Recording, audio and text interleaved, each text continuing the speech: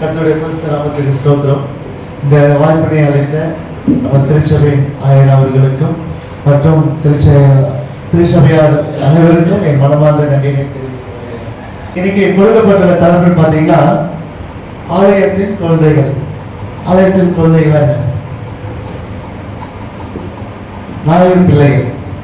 இங்க நாயர் பிள்ளைகள், ஏன்னா நாயர் பிள்ளைகள் அப்படின்னு சொல்லுவாங்க.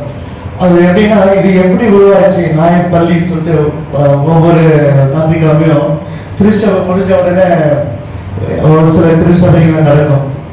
அப்போ அது எப்படின்னா, இப்போ ஒரு சில பாடல் ஒரு சில வசனங்கள்லாம் மனசுல பதியுது அப்படின்னு சொன்னா, இந்த சின்ன வயசுல அது நம்ம மனசுல பதியுதுதான் எப்பவும் மறக்க முடியாது. அதுக்குள்ள நிறைய பாடல்கள்லாம் உண்டு, நிறைய வசனங்கள்லாம் மனசுக்குள்ள இருக்கு. அது அந்த நாயர் பள்ளி எப்படி உருவாச்சு அப்படின்னு பாத்தீங்கன்னா, இங்கிலாந்து தேசத்துல ராபர்ட் ரைஸ் அப்படின்னு சொல்லிட்டு ஒரு கொடையாளின்னு கூட சொல்லலாம். அவர் என்ன பண்ணியிருக்காரு, அவரு நிறைய குழந்தைகள் ஒரு பற்றுதல், குழந்தைகள் தொழிலாளர்கள் சொல்றாங்கல்ல, அதுக்குள்ள நிறைய குழந்தைகளை வச்சு அங்க போயிட்டு வேலை செய்யறத பார்த்தோன்னா அந்த குழந்தைங்களை எப்படியாவது நம்ம காப்பாற்றணும் அப்படின்னு சொல்லிட்டு ஒரு கரிசனை என்ன பண்றாரு, அவங்களுக்கு என்ன செய்யறாங்கன்னா அடிப்படை கல்வி, அறநெறி அதெல்லாம் கொண்டு வந்து அவங்களுக்கு அந்த அந்த குழந்தைகள் தொழிலாளர்கள் விடுபடணும் அப்படின்னு சொல்லிட்டு அவர் போராடுறாரு. அப்போ நாயர் பள்ளி அப்படின்னு சொல்லிட்டு ஒரு கான்செப்ட் உருவாக்கி ஒரு வகுப்பு உருவாக்கி அவங்களுக்கு என்ன பண்றாரு, கல்விகளும் போதிக்கிறாரு, அறநெறிகளும் போதிக்கிறாரு, நம்முடைய வசனத்தை போதித்து என்ன பண்றாரு, நல்ல வழியில கொண்டு வர்றாரு.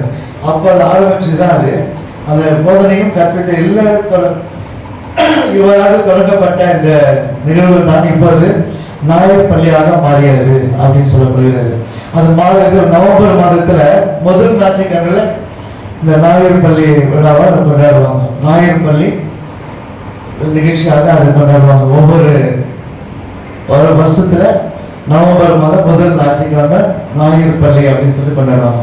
ஒவ்வொரு ஞாயிற்றுக்கிழமை ஒரு இது இருக்குது. ஒவ்வொரு மாசத்துல முதியோர்கள் ஞாயிறு, சிறுவர்கள் ஞாயிறு, அப்புறம் பெண்கள் ஞாயிறு அப்படின்ற மாதிரி நாயர் பள்ளி அப்படின்னு சொல்லிட்டு தனியா ஒரு ஞாயிற்றுக்கிழமை இதுக்காக ஒதுக்கப்பட்டு நம்ம டயசிஸ்ல கொண்டாடப்படுகிறது. அதுபோல 23 துறைகள் நம்ம சிஎஸ்ஐ டயசிஸ்ல தொடர்ந்து சிறப்பா செய்துட்டு வராங்க. அதுல அந்த கல்வித்துறைன்றது ரொம்ப சிறப்பா இருக்குது. அது என்னன்னு பாத்தீங்கன்னா, 12 வயசுல இருந்து 19 வயசுல இருந்து 13 வயசுல இருந்து 13 வயசுல இருந்து 19 வயசு இருக்கிற பிள்ளைங்களுக்கு இந்த போதனைகளை சொல்லி, அறநெறிகளை சொல்லி, அவங்க வழிமுறைகள் எப்படிலாம் அவங்க வாழ்க்கையில வாழணும் அப்படின்னு சொல்லி கொண்டு வராங்க. இதுதான் என்ன பண்ண முக்கியத்துவம் கொடுத்து ஒவ்வொரு திருச்சபையும் என்ன பண்ண, சில திருச்சபை ஆராதனை நடக்கும் போது நாயர் பள்ளி நடக்கும். சில திருச்சபை ஆராதனை முடிஞ்ச பிறகு இந்த நாயர் பள்ளின்றது நடக்கும். அது ஏன்னா ஒரு சில சூழ்நிலைகள் ஒருக்காக எல்லாரும் ஒன்றா கேட்க முடியாது அப்படின்றதுனால சில பேர் அது வைப்போம். ஆக்சுவலா என்ன பார்த்தீங்கன்னா, இந்த நாயர் பள்ளிகள் ஆராதனைகளை எந்த அளவுக்கு அவங்க பங்கு பெறாங்க, நம்ம திருச்சபையார் மக்கள் நம்ம எந்த அளவுக்கு அவங்க முக்கியத்துவம் கொடுக்குறோம் அப்படின்றது தான் இன்னைக்கு முக்கியமான ஒரு தலைப்பு. ஏன்னா நம்ம என்ன பண்றோம், சின்ன பசங்க அசைஞ்சு என்ன பண்றோம், அவங்க ஒரு கேர் கொடுக்குறது, ஓகே சும்மா ஓட்டிட்டு இருக்காது அப்படின்னு என்ன பண்ணுவோம், வெளியில கூட்டு நிற்க வச்சுருப்போம். இல்லைன்னா வீட்டுல இருந்து கூட்டு வர மாட்டோம், வீட்டுல விட்டுட்டு வந்துடுவோம். யாருன்னா பெரியவங்க யாரா இருந்தாங்கன்னா, யார் திருச்சபைக்கு வரலையே அவங்க நீங்க பார்த்து சொல்லி விட்டு வந்துடுவோம். ஏன்னா திருச்சபையின் ஒரு பங்கு கண்டிப்பா பிள்ளைகளுக்கு கொடுக்கணும் அப்படின்னு சொன்னாங்க. திருச்சபை யாருங்க, நீங்க தான் திருச்சபை. நீங்க தான் என்ன பண்ணணும், பிள்ளைங்களுக்கு ஸ்டார்டிங்ல இருந்து அந்த திருச்சபை போறதுக்கான அந்த உற்சாகத்தை நீங்க தான் ஊக்குவிக்கணும். சின்ன வயசுல இருந்து நீங்க கூட்டு வர ஆரம்பிச்சுன்னு வச்சீங்க, அது ஒரு நாட்டு அவங்களுடைய வீட்டுல இருக்காது குழந்தை. ஆட்டோமேட்டிக்கா என்ன பண்ணுறோம், நீங்க வரலன்னு சொல்லாவிட அம்மா சர்ச்சைக்கு போலாமா அப்படின்னு சொல்லுவாங்க. அது போல ஊக்குவிக்கணுன்றதுக்காக அந்த நாயர் பள்ளின்னு சொல்லிட்டு ஒண்ணு உருவாக்குறாங்க. அவங்க சாக்லேட்ல கொடுக்குறது, பிஸ்கெட் கொடுக்குறது, ஒரு உற்சாகத்தை கொடுக்கணும்ல. சும்மா குழந்தைங்க உட்கார வச்சு ஒரு பாட்டு சொல்லி கொடுத்தா அவங்க என்ன ஆகும், போர் அடிச்சிடும், அடுத்த வாரம் வாங்க வரமாட்டாங்க. அப்போ நான் கிராமம் போகும்போதோட சாக்லேட்டு, பிஸ்கெட்டு அந்த கிராமத்துல எது கிடைக்காதோ அதை வாங்கிட்டு போயிட்டு வச்சு அங்கே பசங்க கேதர் பண்ணி ஒரு சின்ன கதைங்களை சொல்லி, ஜோக் சொல்லி, பாட்டு சொல்லி, டான்ஸ் ஆட வச்சு என்ன பண்ணுவோம், அந்த இடத்துல வசனங்களை சொல்றோம். ஏன்னா அது போல சொன்னாதான் என்ன பண்ண முடியும், அவங்க ஏற்றுக்கொள்ள முடியும். அது போலதான் நம்ம திருச்சபை மக்கள் என்ன பண்ணணும்னா சின்ன வயசுல இருந்து என்ன பண்ணுவோம், அவங்கள நம்ம திருச்சபைக்கு கொண்டு வரணும். அவங்க எப்படியா நம்ம வழிநடத்தணும், நம்ம பிள்ளைகளை எப்படி வழிநடத்தணும் அப்படின்றத நான் இப்ப பார்ப்போம். மார்க்கு 10ஆம் அதிகாரம் 13 இருந்து 16 நீங்க வாசித்து பார்த்தீங்க தெரியும். சிறுவனை அணைத்து நேசிக்கிறவர் யாரு, நம்ம ஆண்டவர். சிறு பிள்ளைகள் தொடும்படிக்கு அவரிடத்தில் கொண்டு வந்தவர்கள் என்ன பண்ணாங்க, சீசர்கள். அதற்கு என்ன பண்ணாங்க, தூரமா போன்னு சொல்றாங்க. அப்ப இயேசு பார்த்து என்ன பண்ணாரு, விசிறம் அடைந்து அவங்கள தொந்தரவு செய்யாத, அவங்கள இடையூறு பண்ணாதே, என்கிட்ட கொண்டு வாங்க, அவங்க வருவதற்கு இடம் கொடுங்கன்னு சொல்லி என்ன பண்றாரு, அவன் வரவழைச்சு என்ன பண்றாரு, சிறு பிள்ளையை போல் தேவனுடைய ராஜ்யத்தை ஏற்றுக்கொள்ள விட்டார். அதுல நீங்க அவர்கள் பிரவேசிப்பதில்லை. எப்படி சிறு பிள்ளைகள் போல இருக்கலாமா, சிறு பிள்ளைகளை வந்து எப்படி, சிறு பிள்ளைகள் எப்படி இருப்பாங்க, கலங்க அப்படி இல்லாத பிள்ளைங்க. அவங்க என்ன நடக்குதுன்னே தெரியாது, என்ன அவங்களுக்கு பயன்றது இருக்காது, அச்சன்றது இருக்காது, வெட்டுன்றது இருக்காது. ரெண்டாவது என்ன இருக்கும், மனசுக்குள்ள எந்த ஒரு கவலையும் இருக்காது. கலங்க அப்படி இல்லாத போலதான் நம்ம இருக்கணும்னு சொல்லிட்டு தான் இந்த ஓமைகள்லாம் கூறப்படுகிறது. அது போல இருந்தால் தான் நம்ம என்ன போக முடியும், தேவனுடைய ராஜ்யத்தில் போக முடியும்னு சொல்றாரு. சிறு பிள்ளைகள் மனசு எப்படி இருக்குமோ அது போல நம்ம மனசு இருக்கணும்னு சொல்றாரு கடவுள். அந்த அளவுக்கு நம்ம மனசை மாறணும். எந்த ஒரு மனசுலையும் கல்யாணம் அப்படி இல்லை, கல்யாணம் அப்படி இல்லாத வரைக்கும் நம்ம வளரணும். ஆனா நம்ம இப்ப என்ன பண்றோம், உட்கார்ந்துட்டு இருக்கும் போதே யோசிச்சுட்டு இருக்கோம், இன்னைக்கு அவங்கள போய் என்ன பண்ணலாம், நேற்று என்னை பார்த்து அவளுக்கு கேள்வி கேட்டுட்டான், இன்னைக்கு போயிட்டு என்ன பண்ண, சர்ச்சை முடிஞ்சோன்னு போயிட்டு நாக்கு புடங்குற மாதிரி கேட்டணும். அப்பதான் நம்ம அடங்குற மனசு, எனக்கு மனசு ஆத்திரம் தீரல அப்படின்னும். நம்ம என்ன பண்றது, மனசுக்குள்ள அந்த பழி வாங்குற பத்தி நமக்குள்ள இருக்குது. நம்மளே மாத்திக்கணும்னு சொன்னாலும் என்ன ஆகும், ஜென்மப்பா அது சுபாவம் என்ன பண்ணும், நம்மளை தூக்கிட்டே இருக்கணும், நீங்க கேளு அப்படின்னு சொல்லிட்டு. அதனால நம்ம என்ன பண்ணணும், ஜெபிக்கணும். ஜெபிச்சு அதை வந்து தடுத்து நிறுத்தணும். அப்படிப்பட்ட பவுல் என்ன பண்ணாரு, ஆண்டவர்கிட்ட கேட்டாரு, ஆண்டவரே என்னோட ஜென்ம சுபாவத்தை அதுக்குங்க அப்பா, என்னால முடியல அப்படின்னு சொல்லிட்டாரு. அவர் எப்படிப்பட்டவர், அவரு பயங்கரமா கொடூரமா இருந்தவர். கிறிஸ்தவர் என்ன பண்ணாரு, கொடூரமா பார்த்துனவர். அது போல செய்யறவர்களே என்ன பண்ணுவோம், அந்த ஜென்ம சுபாவம் இருந்தது அப்பப்போ தூண்டுதலா இருக்கிறதுனால கடவுள் கிட்ட வேண்டிட்டாரு. அது போலதான் நம்மளும் என்ன பண்ணோம், அந்த ஜென்ம சுபாவம் எல்லாத்தையும் அழிச்சு கொண்டாண்டவரை நம்ம புது மனுஷர்களாக புது சிருஷ்டிகளாக நாங்க வாழணும்னு ஆசைப்படுறோம்.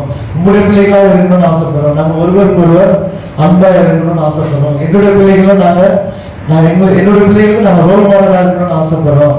எங்க பிள்ளைங்க எங்களை பார்த்து வளரணும் அப்படின்னு சொல்லிட்டு நீங்க ஜெபம் பண்ணணும். அதுக்குள்ள தன்னுடைய பிள்ளைகள் எப்படியாவது வளரணும் அப்படின்றத இன்னைக்கு நம்ம பார்த்துட்டு இருக்கோம். அதுக்குள்ள 1 சாமுவேல் 4ஆம் அதிகாரம் 21ஆம் வசனம் பாத்தீங்கன்னா, ஏசு எத்தனை முறை கூப்பிடுறாரு, ஏசு எத்தனை முறை கூப்பிடுறாரு, சாமுவேல் எத்தனை முறை கூப்பிடுறாரு, 4 முறை கூப்பிடுறாரு. 4 முறை அடுத்து என்ன பண்ணாரு, அவனோடு இருந்து தன்னுடைய வார்த்தையினால சாமுவேல் என்ன பண்றாரு, தம்மை வெளிப்படுத்துறாரு. யார்கிட்ட, சாமுவேல் கிட்ட. அப்ப சாமுவேல் எந்த நேசிக்கிறாரு, அப்ப அவன் எந்த அளவுக்கு வளர்ந்திருப்பான், அப்ப அவன் தாய் எந்த அளவுக்கு வளர்த்திருப்பாங்க. அது போலதான் நம்முடைய பிள்ளைகளை வளர்க்கணும்.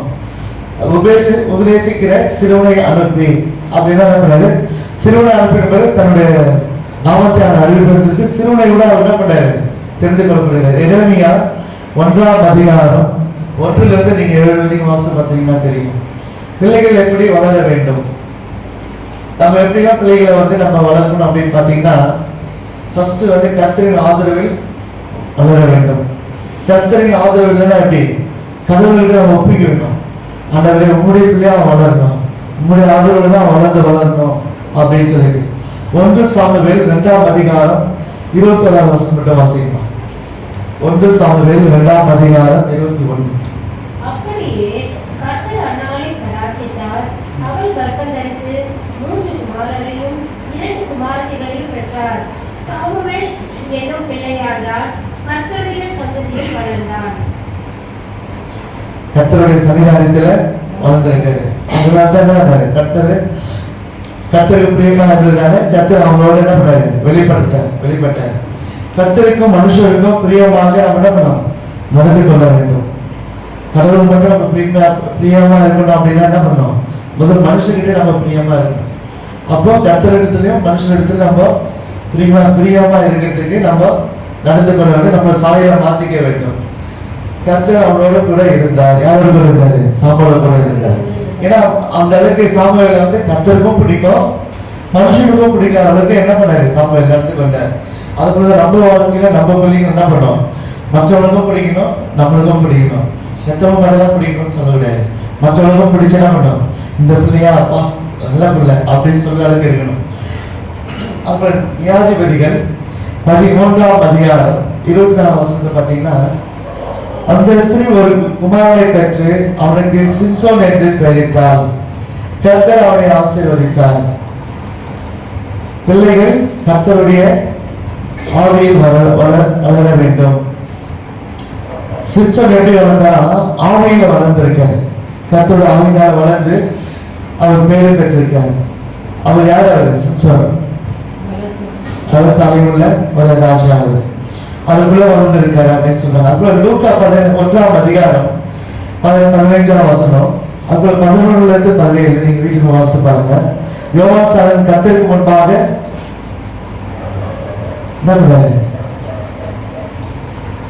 தன் தாயின் வயிற்றில் இருக்கும் போதே பரிசுத்த ஆவியினால் நிரப்பப்பட்டு எலியாவின் ஆவியும் பலமும் உடையவனாய் அவருக்கு முன்னே நடப்பான்.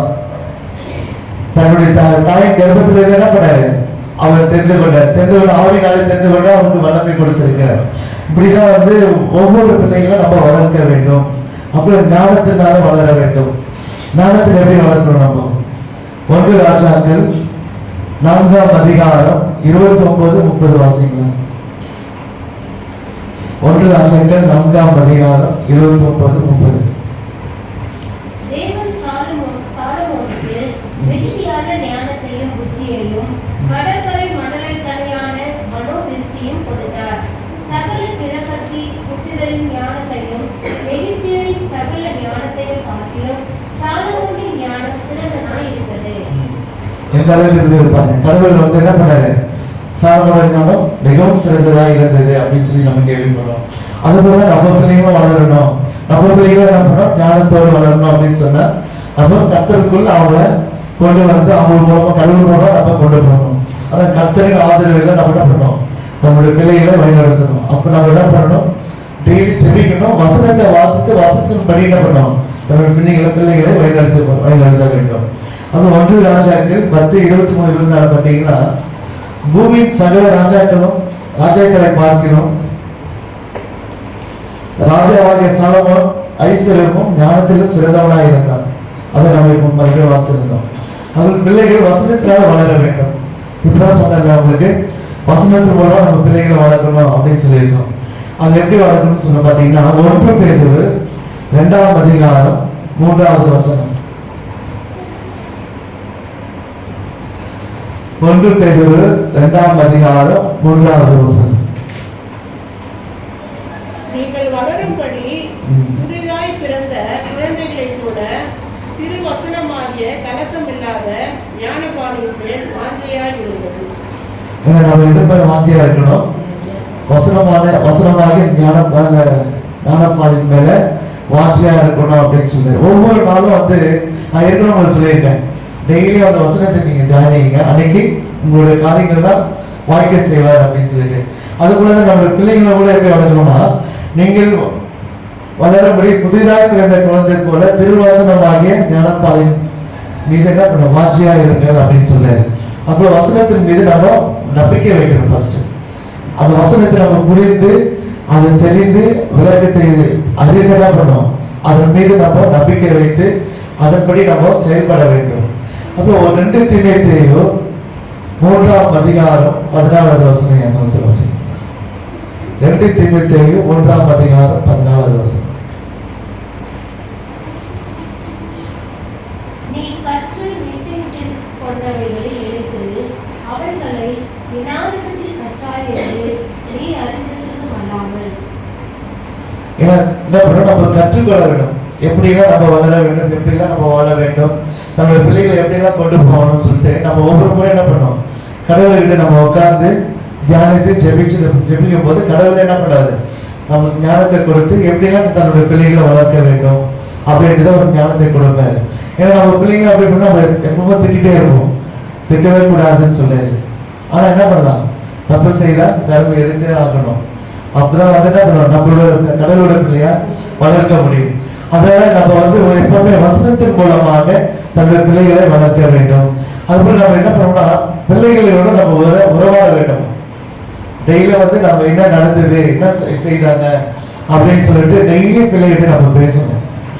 அப்பதான் வந்து அவங்க வழி தவறி போகாத அளவுக்கு நம்மளோட வழியில அவங்கள கொண்டு வந்துட்டே இருக்க முடியும். நம்ம ஒரு நாளும் அவங்கள விட்டுட்டு ஒரு மாதிரி நம்ம வேலையை பார்த்துட்டோம்னு வச்சுக்கோங்க, அவங்க மாதிரி என்ன பண்ணுவாங்க, வழி தவறி போயிடுவாங்க. அப்போ வந்து ஆசை பாசங்களுக்கு இணைங்க என்ன பண்ணுவாங்க, பாவத்துல விழுந்துருவாங்க. இதயத்தின் நிச்சயம் விழுந்து என்ன பண்ணுவாங்க, தன்னுடைய பாவத்துல இருந்து வாழ்க்கையை மாண்டு போகும். அப்படி நிறைய வாலிப பிள்ளைங்க பார்த்தீங்கன்னா என்ன நடந்ததுன்னே தெரியாது, ஆனால் சூசைட் அட்டம் பண்ணியிருப்பாங்க. அதுபோல் நிறைய ஏற்கனவே உங்களுக்கு சொல்லியிருப்பேன், நிறைய காரியங்கள் இந்த ஸ்டூடெண்ட் காலேஜ் ஸ்டூடெண்ட்லாம் நிறைய பேர் அட்டம் பண்ணியிருக்காங்க. அதுக்கு நம்ம முக்கியத்துவம், அதுக்கு நம்ம என்ன பண்ணுவோம், வழி கொடுக்க கூடாது. நம்ம பிள்ளைங்கள் மீது நம்ம கவனம் எப்பவுமே இருந்துட்டே இருக்கணும். இன்னும் சொல்லக்கூடாது, என்ன சொல்றாங்கன்னா, கண்ணோடு கண் நம்ம வச்சு பேசுறோமா பிள்ளைங்க கிட்ட, நம்ம கண்ணை அவன் கண்ணோட எண்ணத்தை நம்ம பார்க்கணுமா. பிள்ளைகளோட கண்ணு நம்ம கண்ணுல ரெண்டு கண்ணு ஒன்னா ஒரே திசையில பார்த்து பேசணுமா. அப்போ நம்ம அதை பேசும்போது அவங்க வந்து வயிற்று போகாத அளவுக்கு அந்த ஈர்ப்பு தன்மை இருக்கும் அப்படின்னு சொல்றாங்க. அப்போ நிறைய விஷயங்கள் இருக்கு. அப்புறம் ஒவ்வொரு நாளும் வந்துட்டு பிள்ளைங்களை எடுத்து நீங்க அனுப்பும் போது இல்ல அவங்க வரும்போதுலாம் கூட அன்பா நீங்க வரவேற்கணும். அவன் தேவைகளை நீங்க சந்திக்கணும். அப்போ வந்து அவங்க எந்த விதத்திலையும் வந்து வழி தவறி போக மாட்டாங்க. உங்களை மதிக்கணுன்ற ஒரு எண்ணம் வந்துடும் தானாவே. ஆனா நம்ம என்ன பண்றோம்னா நம்மளுடைய சூழ்நிலை, நம்மளுடைய பலவீனத்தினால என்ன பண்றோம், நம்ம பிள்ளைங்களை தட்டி கழிச்சிடும். சில நேரத்துல போ ஓகே சாப்பிடு, சொன்னா வந்து தள்ள விடுக்காத, தொடர்ந்து பேசிருக்காத அப்படின்னு நம்ம சொல்லிடுறோம். அது நிச்சயமா நம்ம கேட்கணும். சிறு வயதுல இருந்தே நம்ம அதை கேட்க ஆரம்பிக்கணும். அப்பதான் பெரிய காரணங்களுக்கு நம்ம என்ன பண்ணோம், அவங்க நம்மளை விட்டு போக மாட்டாங்க.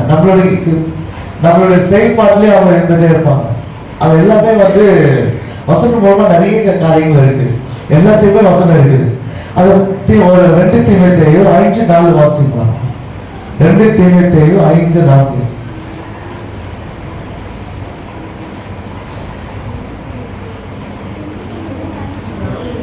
2 தீமோத்தேயு 5:4. ஆமா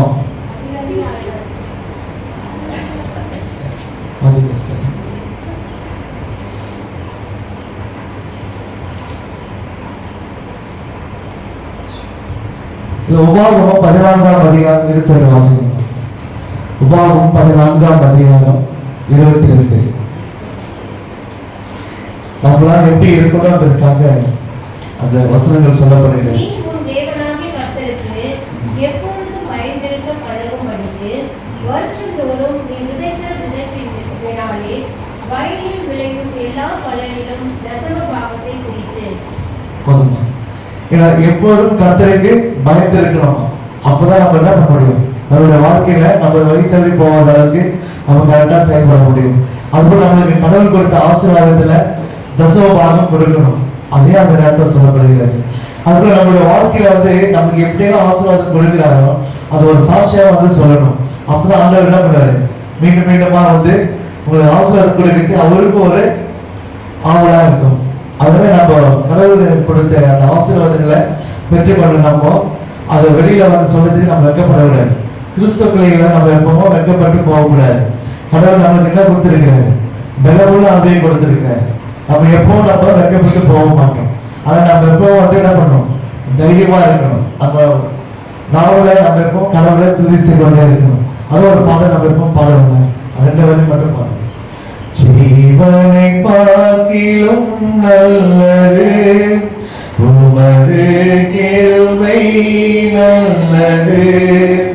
ஜீவனை பார்க்கிலும் நல்லது உமது கிருபை நல்லது.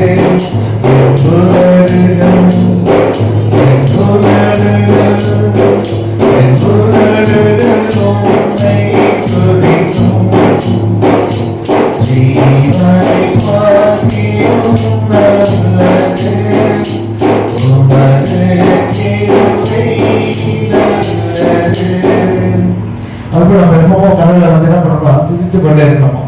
நம்ம துதிக்க அவர் மகிமையோட என்ன பண்ணாரு, நம்மளுக்கு பல ஆசீர்வாதங்களை கொடுப்பாங்க. ஏன்னா ஆண்டவர் நமக்கு எப்பவுமே அவருக்கு எப்பவும் பிடிச்சது என்னன்னா அதை துதிக்கிறது தான். அதனால நம்ம எப்பவும் என்ன பண்றோம், சந்தோஷமா எப்பெல்லாம் நம்மளுக்கு ஆசீர்வாதம் கொடுக்குறோம் அப்பெல்லாம் என்ன பண்ணுவோம், நம்ம துதித்து கொண்டே இருக்கணும். அதுதான் கர்த்தர் தாமே இந்த நிகழ்வு அனைத்தும் ஆசீர்வாதமாக ஜெபம் செய்வோம். அன்பின் பரலோக பிதாவே, இந்த நேரத்தில் கர்த்தாவே உங்களுடைய வசனத்தை நாங்கள் தியானித்தோம் என்று நாங்கள் விசுவாசிக்கிறோம். அப்பா ஆண்டவரே, நீர் எங்களோடு பேசினீர் என்று நாங்கள் விசுவாசிக்கிறோம். தகப்பனே ஆண்டவரே, இந்த வசனத்தை தியானித்த ஒவ்வொரு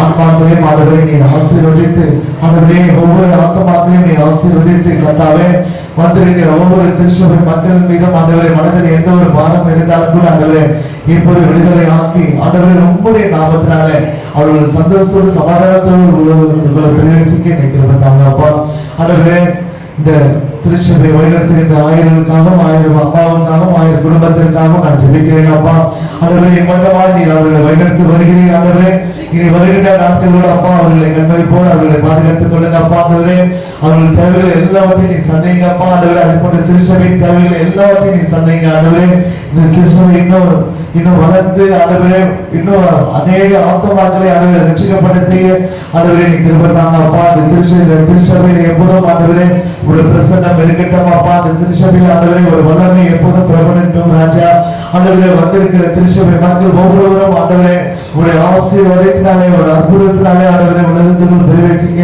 நீ கிருபை தாங்க. தகப்பனே, வராத திருச்சபை மக்களையும் கூட கர்த்தாவே இனி வருகிற நாட்கள் ஆண்டவரே அவர்களை கொண்டு வந்து சேருங்க.